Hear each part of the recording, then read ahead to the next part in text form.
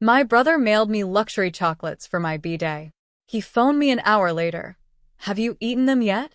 There are some wounds so deep, so foundational, you think they'll just heal over time. You think you've made peace with them. But then, one day, a seemingly innocent gift arrives, and suddenly, you're staring down the barrel of a nightmare you never saw coming. What if I told you that gift, a box of chocolates from my own brother, almost killed my children? For most of my life, my mom treated my brother Tyler like the golden child. I was just the spare, the backup. I learned early on that nothing I did would ever really measure up. So, I built my own life, found my own way, and thought I'd finally moved on from her constant approval seeking. I really thought that was the end of it. Until my 35th birthday. That's when the chocolates arrived. And everything changed. Let me take you back a bit, to really understand. The thing about being the spare is, you get used to it. You learn, early, that nothing you achieve, nothing you are, will ever matter as much.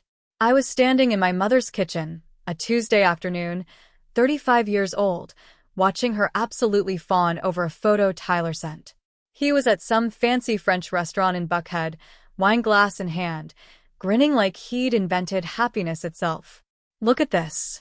She gushed, practically shoving her phone in my face. Tyler took Amanda to that new French place. Isn't that just romantic? I was there because I'd just fixed her garbage disposal. 40 minutes, elbow deep in grime, grease all over my work shirt. I'm a wind turbine technician, half my life spent up towers, making sure those giant blades don't fall off. Good money, honest work. Requires actual skills. My mother? She hadn't mentioned the disposal once. That's great, Mom. I mumbled, washing my hands in the sink I'd just made functional again. You and Rachel should try new things too, Caleb, she said, her voice laced with that familiar disappointment. You're always so serious. Rachel, my wife, was home with our two daughters, Leah, 7, and Sophie, 5. She was probably teaching them fractions with pizza slices, because that's what actual parenting looks like. We went to the botanical gardens last weekend.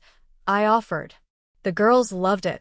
She just waved her hand like I was missing the entire point. That's different. I mean, something's adult. Something cultured. Tyler, meanwhile, hadn't taken his own kids anywhere in months. His boys were 7 and 5, same ages as my girls. Ethan and Lucas. They'd asked me if they could come back soon because Tyler was always busy with work stuff. Work stuff meant online poker and sports betting, which he'd been doing for about 2 years now. Tyler's doing so well at the pharmaceutical company, she went on, oblivious. Regional director at 35. Can you believe it? Tyler was 35. Same as me. We were fraternal twins, actually. He just came out first. Those 12 minutes had defined our entire lives. As kids, Tyler got the new bike, I got the used one. His college was fully funded. Mine wasn't. The pattern never, ever changed. Good for him, I said, drying my hands. I need to get home. Rachel's making dinner. Oh, before you go. She opened a drawer, pulled out an envelope. Give this to Tyler when you see him. Check for the boys' summer camp. Tyler's house cost nearly $500,000. Mine cost $210,000. He didn't need help with camp. Sure, I said, taking the envelope. I drove home, thinking about disposals and envelopes and how favoritism warps people into shapes they can't undo. Rachel was in the kitchen when I walked in. The girls were at the table doing homework. Daddy's home, Sophie announced. I kissed the top of her head. Then Leah's. Then Rachel's. Our routine. How is Grandma's? Rachel asked, eyeing my greasy shirt. Fixed the disposal. Got volunteered to be a courier. She saw the envelope. She knew, immediately. Summer camp for the boys. Rachel didn't say anything. She'd been watching this pattern for 9 years. Your dad's estate stuff came today, she said, nodding toward the counter. My father had died 4 months ago, heart attack. Left behind $780,000 in assets that I was now untangling as the executor. Tyler wanted to be co-executor. My mother pushed for it. My father's lawyer shut it down. The estate was split 50-50, but probate was dragging because of an IRS tax issue. Could be another 8 months. Tyler had been calling twice a week, acting like I was personally delaying his payout. I picked up the mail. More forms, more waiting. We ate dinner, talked about school. Sophie was reading chapter books. Leah's science project got an A, normal life. Later that night, Rachel showed me Tyler's latest social media post. Another expensive restaurant. Another wine glass. Living our best life. Amanda was in the photo, smiling the way people do when cameras are pointed at them. How much do you think that cost? Rachel asked. More than he has, I muttered. Tyler was in trouble. I'd known for months. The expensive dinners he couldn't afford. The new watch. The way he changed subjects when anyone asked about work details. My mother saw what she wanted to see. I saw a man drowning and taking expensive photos of the water. My birthday fell on a Saturday in early March. 35. Not a milestone. Rachel made pancakes. The girls drew crayon cards, which both got taped to the fridge next to last year's versions. My mother called at 9. Said she was coming by later with cake. Asked if Tyler and Amanda were invited. Sure, I said. Oh, and Caleb, she added, her voice too bright. Tyler sent you something special. You're going to love it. The package arrived at 11. Courier service. Signature required. The box was black with gold trim. Inside were 24 chocolates, arranged in individual paper cups. Each one a tiny, handmade design from some Atlanta boutique. There was a card. Happy birthday, brother. Enjoy the good stuff. T. Rachel looked over my shoulder. Those are fancy. Too fancy, I said. I've always been weird about gifts. Growing up, Tyler would just take anything he liked, and Mom would tell me to stop being dramatic. So I learned. If something is mine, it stays mine. Sophie appeared at my elbow. Can I have one? Normally, my instinct would be no, but this was my daughter. Of course I would share with her. One piece, I said. You too, Leah. Each pick one. Both girls chose chocolates with white swirls. They took small bites. Smiled. Good. Really good, Daddy. Letting my kids taste one didn't count. I still wouldn't hand the whole box to anyone else. Rachel cut in. Okay, that's enough. Let Daddy decide what to do with the rest. I closed the box. Tyler hadn't sent me a birthday gift in 5 years. This probably cost $300. We should give these to Amanda and the boys, I said. They'll actually appreciate them. Rachel raised an eyebrow. You sure? I ate half a Snickers this morning. That's my speed. The plan formed so easily. Tyler and Amanda were coming over later. I would just hand the box to Amanda directly. My mother arrived first alone. Said Tyler and Amanda were running late. She put a store-bought cake on the counter. Then she noticed the chocolate box. Oh, you open them. Aren't they beautiful? They're nice, I said. I'm giving them to Amanda when she gets here. My mother's face shifted. What? No, those are for you. I don't like fancy chocolate. Amanda will enjoy them more. Caleb, that's rude. She wasn't worried about me. She was worried it would look bad. Like Tyler's gift wasn't good enough. Rachel was watching this from the living room. She knew where it was going. My mother started again, but I cut her off. Mom, it's my birthday. I'm giving them to Amanda. That's final. She went quiet. That disappointed quiet. Tyler and Amanda arrived 20 minutes later with the boys. Tyler was wearing a new leather jacket. Probably $400. Amanda was smiling, but it was tight. Ethan and Lucas ran to the living room where Leah and Sophie were watching a movie. Happy birthday, man, Tyler said, clapping my shoulder. You get my gift? Yeah, thanks. Actually, I'm giving them to Amanda. I handed her the box. These are too fancy for me. You guys will appreciate them more. Amanda took the box, surprised. Caleb, you don't have to. I want to. Enjoy them with the boys. Tyler's face did something complicated. A flicker. You didn't even try one? The girls had a bite each. Said they were great. But I'm just not a chocolate guy. He was staring at the box in Amanda's hands. Right. Yeah, sure. My mother jumped in. I told him it was rude, but he wouldn't listen. It's fine, Mom, Tyler said, his voice flat. Let him do what he wants. We moved past it. Cut cake. Sang. The girls were happy.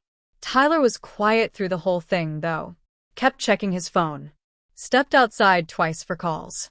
Around 3 p.m., Amanda opened the chocolate box. Offered pieces to the boys. Ethan and Lucas each took one. Then Amanda wrinkled her nose. These taste weird. Tyler froze. Just for a beat. Then this fake smile. Too fast. Weird how? Metallic. Like pennies. Ethan, the 7-year-old, made a face. Mine tastes funny, too. Tyler stood up. Calm. Too calm. Stop eating. Those might have melted in transit. Chocolate gets weird when it overheats. He moved toward Amanda. Reached for the box. Let me check the label. Amanda held the box away. They're fine, just a little off. Tyler tried to slip the box into his jacket while talking. Smooth. Practiced. Amanda caught his wrist. What are you doing? I need to check the order. Make sure they didn't send expired ones. His voice was calm, but his hand was shaking. Where's the card? I need the order number. The urgency in his movements didn't match the casual words. I stood up. Tyler, what's going on? He looked at me, at the boys, at Amanda, still holding the box. Something behind his eyes cracked for just a second. Then he turned to Ethan. You okay, buddy? You look nauseous.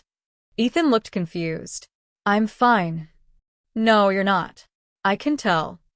Tyler was already grabbing jackets. Amanda, we need to go. Urgent care. Now. He's not sick, Amanda said. He will be. Trust me, we're leaving. Tyler herded them toward the door. Amanda was protesting. The boys were confused. My mother was asking what was wrong. Tyler didn't answer anyone. Just got his family out the door and into the car. We heard him peel out of the driveway. My mother was the first to speak. He's just stressed. Work's been hard. Rachel was looking at me. I was looking at the chocolate box Amanda had left on the counter. What just happened? I asked. Nobody answered. An hour later, I was helping clean up when my phone rang. Tyler's number. I stepped outside to answer. Yeah, Caleb? His voice was shaking, barely holding together. The chocolates? Did anyone eat them besides Amanda and the boys? My stomach dropped. The girls each had a small bite. Why? How much? How big? Tiny. Maybe the size of a dime each. Tyler, what's going on? Silence. Then a sound like someone was choking back a sob. Caleb, get them to emergency right now. My blood went cold. What? Why? Just go. Did they swallow or spit it out? Swallowed. Tyler, what the hell is happening? Oh God. Oh God. Caleb, you never share gifts. You always follow the rules. I counted on that. What are you talking about? The chocolates. They're not safe. You need to get Sophie and Leah to a hospital right now. Not safe how? Just go. Now. I'm taking the boys to Emory. Meet us there. He hung up. I stood there for 5 seconds. Phone in my hand. Then I moved. Rachel. I was back inside, grabbing keys. We're going to the hospital right now. What? Why? Tyler just called. Said the chocolates aren't safe. Said to get the girls to emergency. Rachel's face strained. What do you mean, not safe? I don't know, but he's taking the boys to Emory. We're going now. The girls said they felt fine. That somehow made it worse, because if Tyler was right, the symptoms could hit later. Rachel was on the phone with our pediatrician, getting transferred to the emergency line, explaining about the chocolates. We got inside. At first, the triage nurse looked at me like I was overreacting.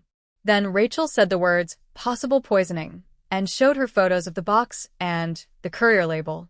The nurse's face changed. They put both girls in a room, started IVs, drew blood, asked 100 questions. Do you still have the chocolates? The doctor asked. Yes, at home. We need them right now. This is evidence of poisoning. Don't let anyone touch them. Police will retrieve them. Rachel took photos. Box, card, courier label, everything. Time-stamped. My mother's at the house, I said. She's not reliable. She enables my brother. The doctor nodded. Called hospital security. We're treating this as suspected intentional poisoning. Get police escort to retrieve evidence. Detective Richard Palmer from Major Crimes arrived 20 minutes later with a uniform. I gave them my address, keys, permission to enter. They told me my consent was enough for them to secure the box for now. The box is on the kitchen counter, black with gold trim. There's a card. Don't let my mother interfere. Palmer nodded. We'll handle it. They left to retrieve the evidence. Hospital staff directed us to another wing where Amanda was with both boys. Both hooked to IVs. Both pale and scared. The doctor sent the chocolates to the lab. Later that night, he came back with a face that made my stomach drop. We're treating this as suspected heavy metal poisoning based on the exposure and the taste description. We won't wait for confirmation to start treatment.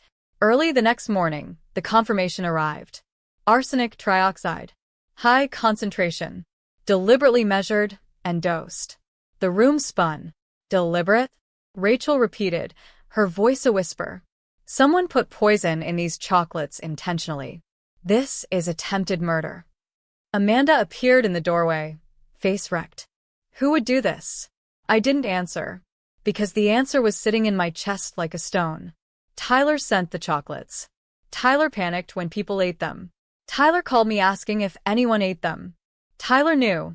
The police arrived an hour later. Detectives Richard Palmer and Lisa Ortiz from Major Crimes. They split us up for interviews. Palmer took me to a private room. Walk me through the day. I told him everything. The package. The card. Tyler's reaction. The phone call.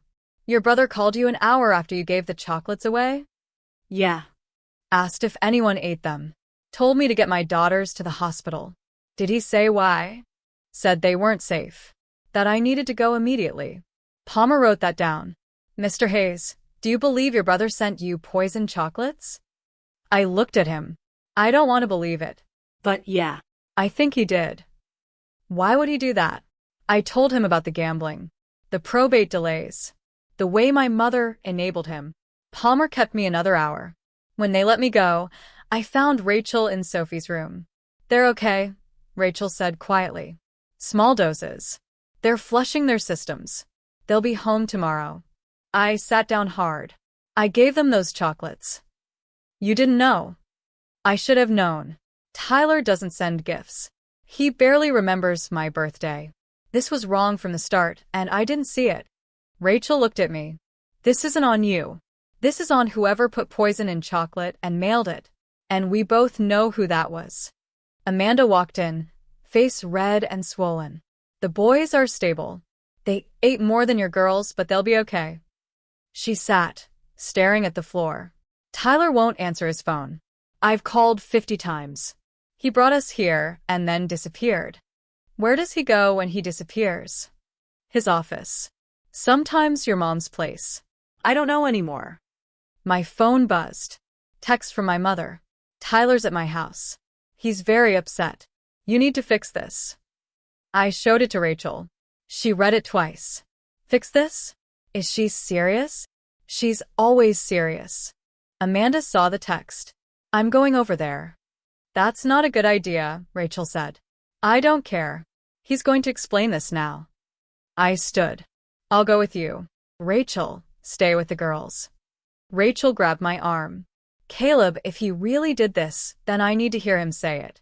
My mother's house was dark, except for the kitchen light. Tyler's car was in the driveway. Amanda walked in first. I followed. My mother was at the kitchen table. Tyler was leaning against the counter. Where are the boys? Tyler asked Amanda, his voice raspy. In the hospital. With IVs. Because they ate poison. He flinched. That wasn't supposed to happen. The room stopped. Amanda stepped closer. What did you just say? Tyler's eyes darted between us. I didn't mean it like that. Then how did you mean it? I asked, my voice dangerously low. He wouldn't look at me.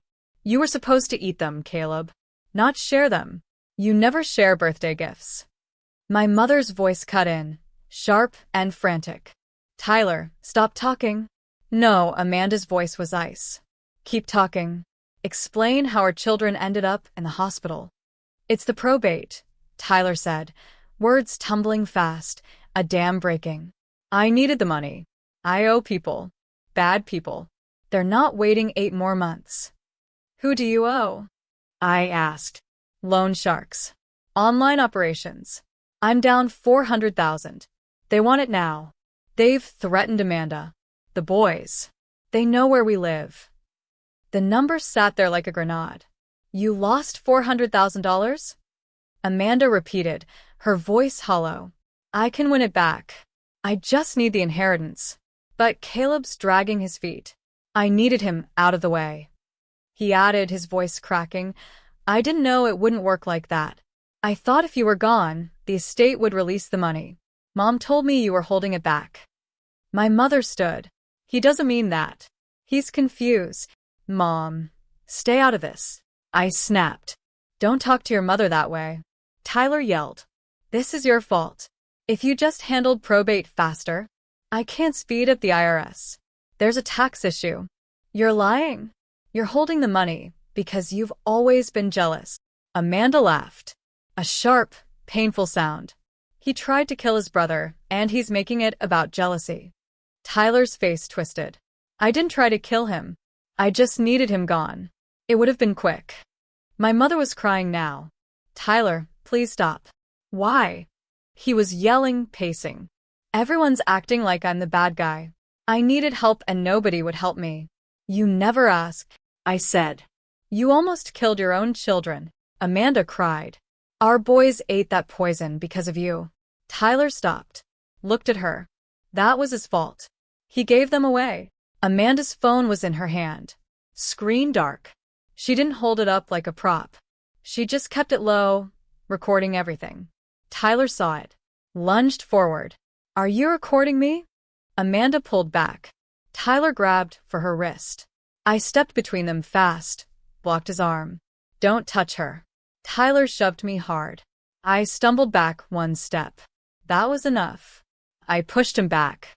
1 controlled shove. Pointed at the chair. Sit down. Don't move. My mother screamed. Caleb, let him go. Call the police. I told Amanda. Tell them he just confessed. He didn't, my mother started. She recorded everything. I said, not looking away from Tyler. Every word. Every move. I looked at my mother. Keep talking, Mom. Amanda was already dialing. Detective Palmer? It's Amanda Hayes. My husband just confessed to poisoning the chocolates. I recorded it. He tried to grab my phone. We're at his mother's house. Tyler was still pinned, breathing hard. You're going to regret this. I don't touch you, I said quietly. I bury you with evidence. Police arrived 8 minutes later. Palmer walked in with 3 uniforms. Mr. Hayes, Palmer said to Tyler. Stand up. Hands behind your back. For what? My mother demanded. Attempted murder. Child endangerment. Possession of poison. Assault. Tyler stood slow. Let them cuff him. Stared at me. This is your fault. No, I said. This is yours. They walked him out. My mother was screaming at Palmer. Ma'am, your son confessed to multiple felonies. We have recordings. He's going to jail. She turned on Amanda. This is your fault. You trapped him. He trapped himself, Amanda said, her voice shaking but firm. And I'm filing for divorce. Monday. You'll never see my boys again. My mother's face crumbled. You can't do that. I'm their grandmother. You enabled a man who poisoned children. Amanda shot back. Watch me. We left. Amanda rode with me. Rachel texted that both girls were awake. Halfway there, Amanda spoke. I knew. Deep down. I knew he was lying about everything. I just didn't want to believe it. None of this is on you. Your mom knew, too. She's always known. And she chose him anyway. I parked at the hospital. We walked in together. Rachel was awake in Sophie's room. She looked at me. Is he arrested? Yeah. Good. The next morning, I made 3 calls before 7. First, a locksmith. Every lock changed today. Front, back, side, garage. Deadbolts on, everything. I'll pay double for immediate service. The guy arrived by 8. Second, a security company. Doorbell camera, driveway camera, backyard sensors. Same-day installation, cost extra. Worth it. Third, Sophie's school. Principal Andrews? This is Caleb Hayes. Sophie's in 2nd grade. My brother was arrested yesterday for attempted murder. He and my mother, Patricia Hayes, have 0 authorization to access or contact my daughters. If either appears on campus, call police immediately. Mr. Hayes, this is serious. I know. I'm emailing police reports and restraining orders now. I need written confirmation. Both names are flagged. We'll handle it immediately. I made the same call to Leah's school, then every other place that had my daughter's names on file. Daycare. Pediatrician. Dentist. Gymnastics. Every place got the same message. Tyler Hayes and Patricia Hayes were not authorized. If they showed up, call police immediately. Rachel handled the hospital and insurance. Added notes to every file. No information released to Tyler Hayes or Patricia Hayes. That afternoon, we sat the girls down. We have a new family word. I told them. It's like a secret code.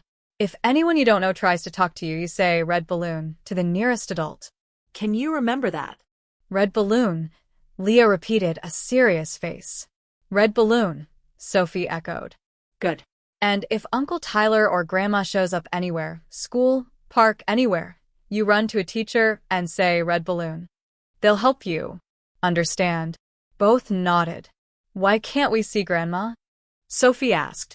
Rachel handled this one. Because Grandma's helping Uncle Tyler, even though he hurt people. Until she stops. She can't be around you. Is Uncle Tyler in jail? Leah asked. Yes. Good, Leah said. He scared me at the party. The first test came Tuesday. Dismissal time at Sophie's school. My mother showed up. Told Mrs. Peterson she was there to pick up her granddaughter. Mrs. Peterson checked the list. My mother's name was flagged red. Big letters. Not authorized. Contact police if present. Mrs. Peterson stepped into the hallway, called me. I was up a turbine 40 minutes away. Mr. Hayes, your mother is here attempting to pick up Sophie. We've denied access. She's becoming agitated. Don't let Sophie anywhere near her. I'm calling police now. I hung up, dialed 911, gave them the school address, mentioned the restraining order. By the time I reached the school, my mother had been removed. Trespass warning issued, banned from school property. Sophie was crying in the principal's office. Rachel was there. Why was Grandma yelling? Sophie asked, wiping her eyes. Because she's upset, Rachel said gently. But she's not allowed to pick you up. You're safe. We updated every document. Custody papers. Emergency contacts. Medical forms. School lists. All specifically excluded Tyler and my mother by name. 3 days later, Tyler made bail. $50,000. My mother mortgaged her house. He was out, wearing an ankle monitor. Court ordered to stay away from everyone. My mother called Rachel's phone. Tyler wants you to know he never meant to hurt the children. He needs to apologize to Caleb.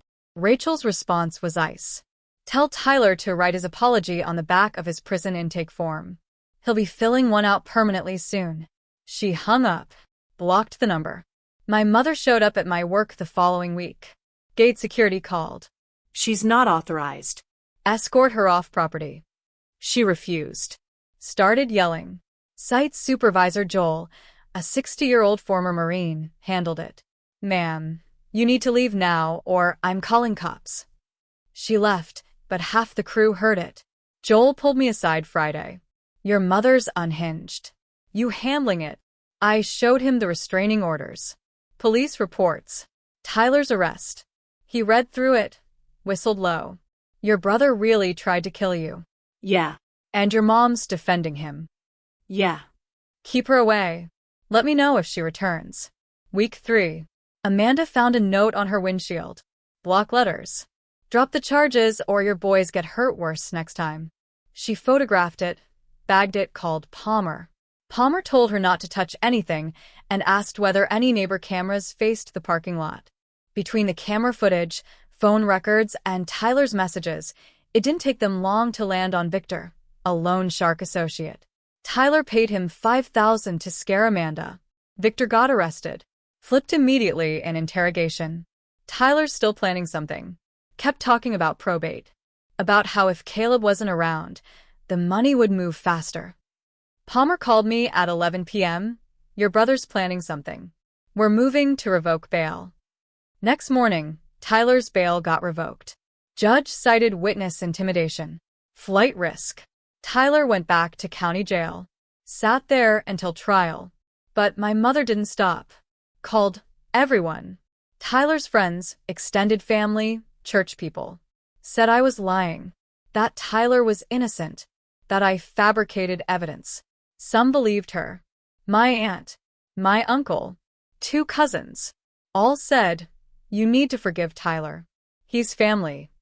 I told them all the same thing. Tyler tried to murder me. If you want to support him, that's your choice, but I'm done. Family split clean down the middle. My mother tried one more time. Showed up at my house. 7 a.m. Saturday. Banged on the door. Caleb, we need to talk. I saw her on the doorbell camera. Didn't answer. Caleb, please. Tyler needs you. I called 911. My mother's trespassing. There's a restraining order. Police arrived.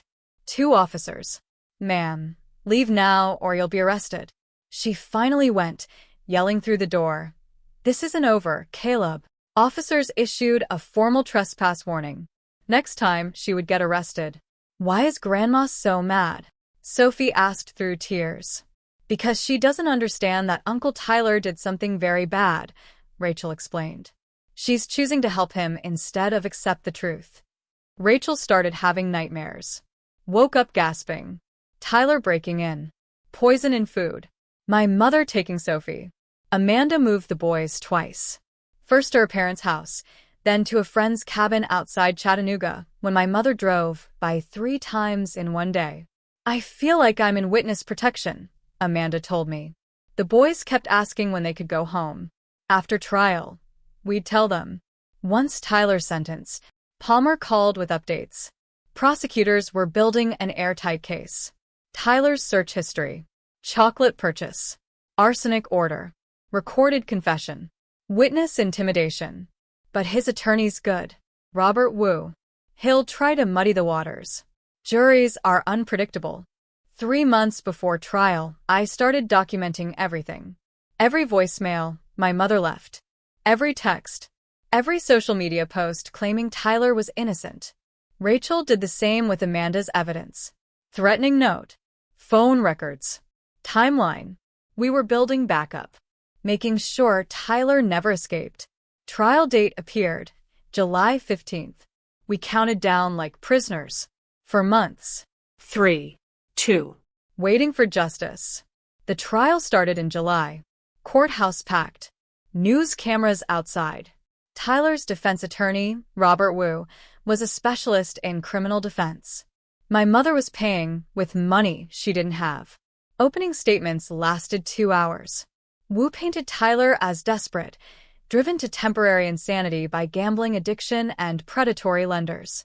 Prosecutor Janet Walsh kept it simple. The defendant purchased chocolates. Dosed them with arsenic trioxide he bought online through a burner account. Mailed them to his brother. Forensic analysis showed the packaging had been opened and resealed.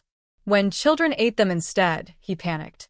Not because children were poisoned, but because his plan failed. Whether his plan would have worked legally doesn't matter. He still tried to kill someone to get money faster. That's attempted murder. The prosecution walked through the evidence. Search history. Purchase records. Tyler's burner account. My testimony about the phone call. Rachel's testimony about his panic. Amanda's testimony about the marriage and the recording. My mother testified, wearing all black, crying before Wu asked his first question. Walsh destroyed her on cross. Mrs. Hayes, you testified you love both sons equally, correct? Yes. Walsh pulled out bank records. In the past year, you gave Tyler $14,000. How much did you give Caleb? My mother shifted. I don't remember exactly. 0. You gave Caleb 0. Does that sound like equal love? Tyler had more needs. Tyler lost $400,000 gambling. That's why he had needs. Correct. He has a disease. Walsh showed text messages on screens.